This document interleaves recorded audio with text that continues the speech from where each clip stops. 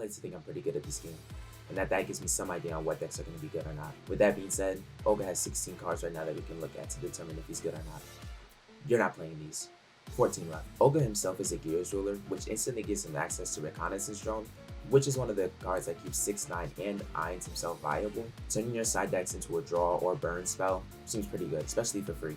Now Ulga's color partner, the Sunchild, is a Godsart cancel. That's kind of it. You're probably playing it at the start of the format when everybody's trying to figure out what the Sun Rulers do, but past that, when decks like Zeus and probably other order decks come back into the meta and into the limelight, you might not be seeing that as much. Ulga starts you with Magog, which lets you hand fix. You're probably playing 3 or 4, but not because it's good, but more so because of this. This is your win con. Without this, you have no deck. First time you draw, next time you add a cancel to that. Third time after that, add a bounce. Fourth time, profit. Once you get the 4th time, you should win.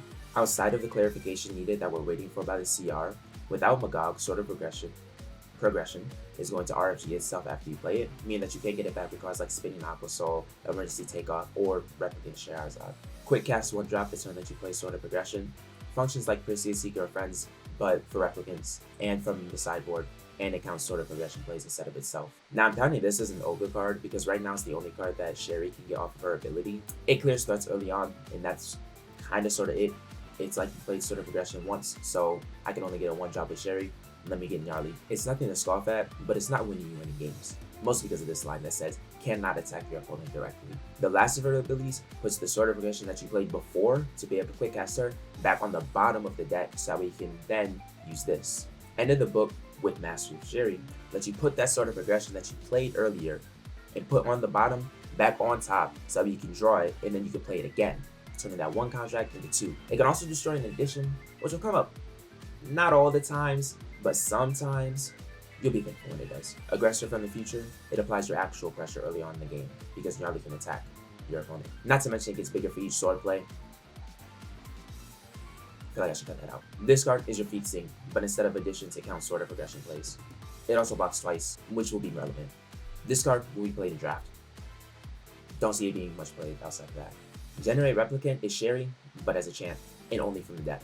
Descent is a Well of Wind that turns your Magog into spot removal. 700 is nothing to scoff at, but almost if you don't see your contract, you gotta be hand fixing anyways. It's a decent option. Overwhelming difference in power is actual spot removal, but instead it checks your sword plays for what you can destroy. And Wings of Genesis is a win more con that will probably see more play in Asuka than it will in Ulga. Finally, we have Ulga's Stone, which is the Stone of Progress.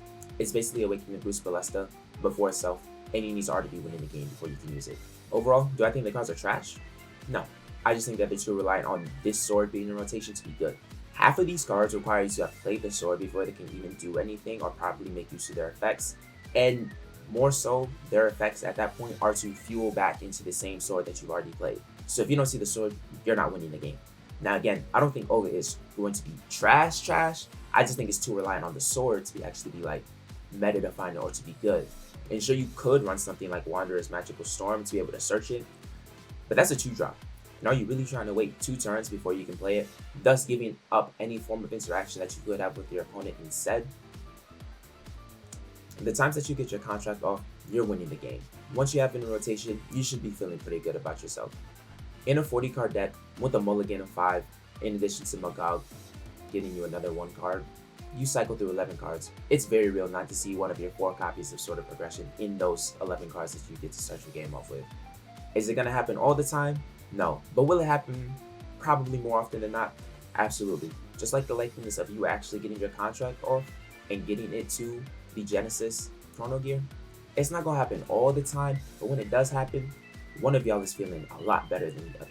Overall, I'd probably give Ulga a 6 out of 10 rating on the playability scale. But feel free to let me know what you think. I have been wrong before. I could be wrong now.